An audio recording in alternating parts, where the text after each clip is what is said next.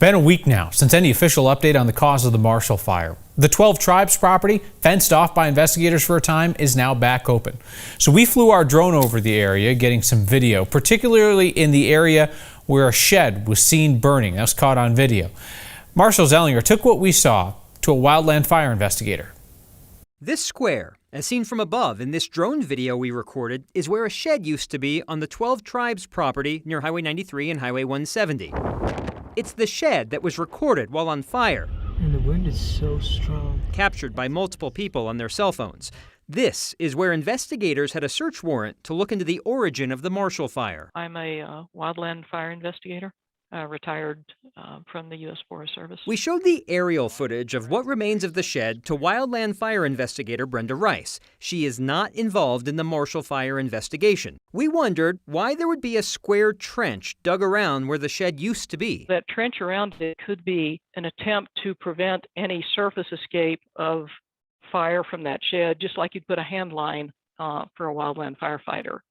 The other possibility is, as an investigator, I would want to know if fire escaped subsurface out of the shed. Meaning, did a fire start in the shed and burn perhaps underground before surfacing farther away? We see that in campfires where a campfire burns down subsurface and ignites a tree root, and then it follows the tree root out and surfaces a number of feet away without any surface visibility of the fire until that tree root came back near the surface. Rice is just an observer like we are, curious about what investigators have learned and why they dug a trench.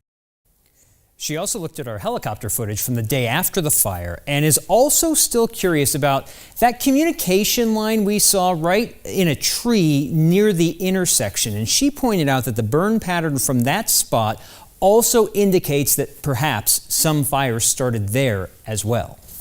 The fire in tree roots is wild, Marshall. When I was up there after it snowed on the Friday, 36 hours later, there's 6 inches of snow on the ground, except for these veins that would run out from trees that had burned where the fire was still hot underground in their roots, and it was melting the snow atop the ground. It was just absolutely wild. But I wanted to ask you, so when the fire investigators are on the ground and they're trying to kind of track things back to the source, other than an ignition point, what are they looking for along the way? Well, to get to the ignition point, and it's pretty amazing. I've seen this work done before, but you look at how something burned, how a blade of grass burned perhaps on this side, but not the other side because the wind was blowing in that direction. The same thing with trees. You look for the side that's burned and you go backwards to find where that first moment is. That's wild. All right. Thank you, Marshall. So we told you about that open burn on the property week before the Marshall Fire. Call from a neighbor led firefighters to find somebody who's burning trash and railroad ties out there. The property's on the east side of Highway 93 and was not under the county's burn ban.